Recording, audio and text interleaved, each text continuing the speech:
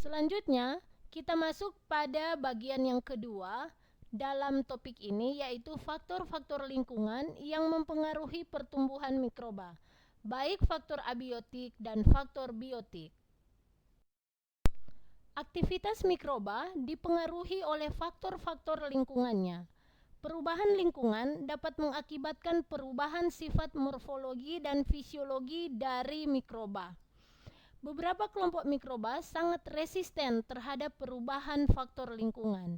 Mikroba tersebut dapat dengan cepat menyesuaikan diri dengan kondisi baru tersebut. Ada dua faktor lingkungan yang mempengaruhi pertumbuhan mikroba, yaitu yang pertama faktor abiotik, meliputi suhu, kandungan air, tekanan osmos, pH, ion dan listrik, radiasi, tegangan permukaan, dan tekanan hidrostatis.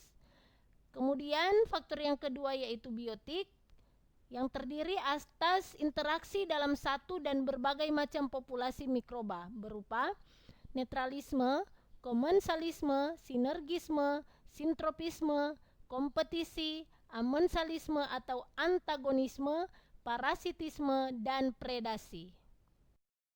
Faktor abiotik yang pertama adalah suhu. Pertumbuhan mikroba memerlukan kisaran suhu tertentu. Ada 3 kisaran suhu, yaitu yang pertama, suhu minimum adalah suhu terendah tetapi mikroba masih dapat hidup. Kedua, suhu optimum adalah suhu paling baik untuk pertumbuhan mikroba. Ketiga, suhu maksimum adalah suhu tertinggi untuk kehidupan mikroba. Pengelompokan mikroba berdasarkan kisaran suhu pertumbuhannya dibagi menjadi 3 bagian, yaitu yang pertama, psikrofil atau kriofil merupakan mikroba yang dapat tumbuh pada suhu 0 sampai 30 derajat Celcius dengan suhu optimumnya sekitar 15 derajat Celcius. Kemudian yang kedua, mesofil merupakan mikroba yang umumnya mempunyai suhu minimum 15 derajat Celcius, suhu optimum 25 sampai 37 derajat Celcius, dan suhu maksimumnya 45 sampai 55 derajat Celcius.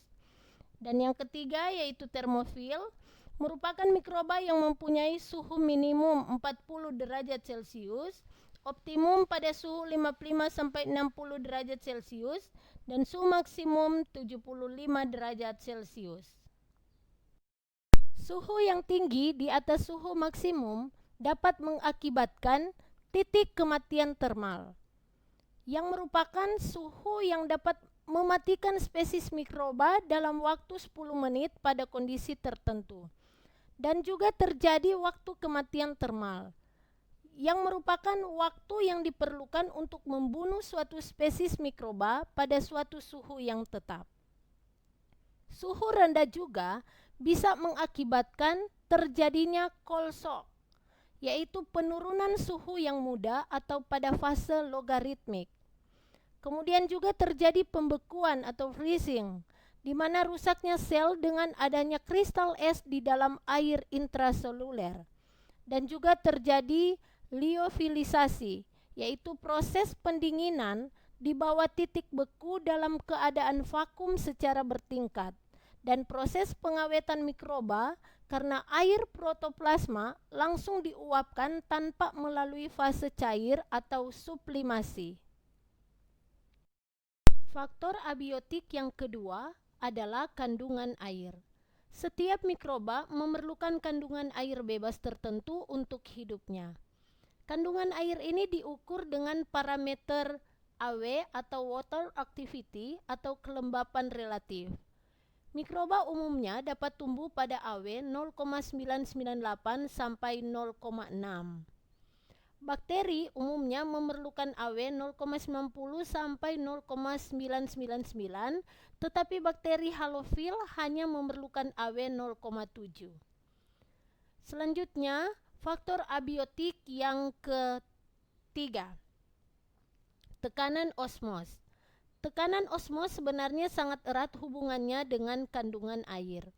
Apabila mikroba diletakkan pada larutan hipertonis, maka selnya akan mengalami plasmolisis, yaitu terkelupasnya membran sitoplasma dari dinding sel akibat mengkerutnya sitoplasma. Pengelompokan mikroba berdasarkan tekanan osmos ada 3 kelompok, yaitu yang pertama, mikroba osmofil adalah mikroba yang dapat tumbuh pada kadar gula tinggi. Kedua, mikroba halofil adalah mikroba yang dapat tumbuh pada kadar garam halogen yang tinggi. Ketiga, mikroba halodurik adalah kelompok mikroba yang dapat tahan atau tidak mati, tetapi tidak dapat tumbuh pada kadar garam tinggi. Kadar garamnya dapat mencapai 30%. Faktor abiotik yang keempat adalah pH. Tingkat keasaman mempengaruhi viabilitas mikroba. Lebih mudah dibunuh dengan pemanasan saat asam. Pengelompokan mikroba berdasarkan pH terbagi 3 bagian, yaitu yang pertama, asidofil, tumbuh pada pH 2-5. Neurofil, tumbuh pada pH 5,5-8. Dan alkalifil, tumbuh pada pH 8,4-9,5. Mikroba memiliki pH minimum, optimum, dan maksimum. Mikroba-mikroba tersebut antara lain yang pertama jamur, kisaran pH-nya luas. Kemudian kedua kamir, kisaran pH-nya 4-4,5. Dan bakteri, kisaran pH-nya 6,5-7,5. Kalau tadi kita telah membahas tentang faktor-faktor abiotik yang mempengaruhi mikroba, saat ini kita akan membahas faktor-faktor biotik yang mempengaruhi mikroba. Dalam faktor biotik ini ada 2 interaksi yang terjadi, yaitu pertama interaksi dalam satu populasi mikroba, kedua interaksi antar berbagai macam populasi mikroba yang terdiri dari 1. Netralisme, merupakan hubungan antara 2 populasi yang tidak saling mempengaruhi. Hal ini dapat terjadi pada kepadatan populasi yang sangat rendah atau secara fisik dipisahkan dalam mikrohabitat, serta populasi yang keluar dari habitat alamiahnya. Kedua, komensalisme, merupakan hubungan antara 2 populasi terjadi apabila satu populasi diuntungkan, tetapi populasi lain tidak terpengaruh. Ketiga, sinergisme, merupakan asosiasi yang menyebabkan terjadinya suatu kemampuan untuk dapat melakukan perubahan kimia tertentu di dalam substrat. Merupakan juga asosiasi yang melibatkan 2 populasi atau lebih dalam keperluan nutrisi bersama. Contohnya sitropisme. Sitropisme sangat penting dalam peruraian bahan organik tanah atau proses pembersihan air secara alami. Kelompok yang ketiga adalah mikroalga, misalnya yang termasuk mikroalga hijau, biru, dan kersik. Sehingga kalau air disimpan lama di dalamnya akan tampak jasad-jasad yang berwarna hijau, biru, ataupun kekuning-kuningan, tergantung kepada dominasi jasad-jasad tersebut serta lingkungan yang mempengaruhinya. Selain itu pula, ada jenis mikroorganisme yang hidup bebas di dalam air, yaitu plankton.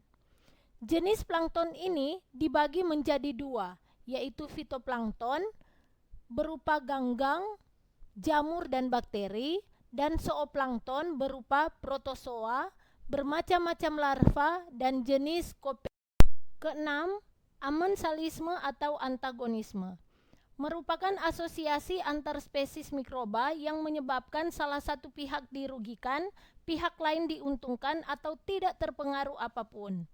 Umumnya merupakan cara untuk melindungi diri terhadap populasi mikroba lain, misalnya dengan menghasilkan senyawa asam, toksin, atau antibiotika.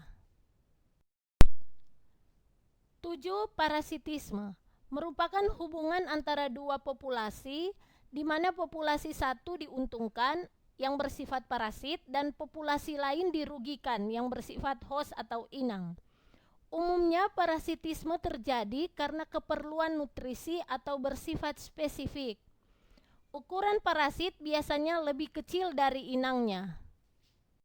8. Predasi, merupakan hubungan yang terjadi apabila satu organisme predator memangsa atau memakan dan mencerna organisme yang lain atau prey. Umumnya predator berukuran lebih besar dibandingkan prey dan peristiwanya berlangsung cepat. Pesan moral yang disampaikan dalam materi ini adalah menjadi kewajiban kita untuk ikut berpartisipasi dalam menjaga keseimbangan alam.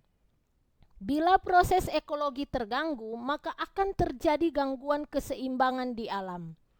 Mulailah dari yang kecil, mulailah dari diri sendiri, mulailah sekarang juga.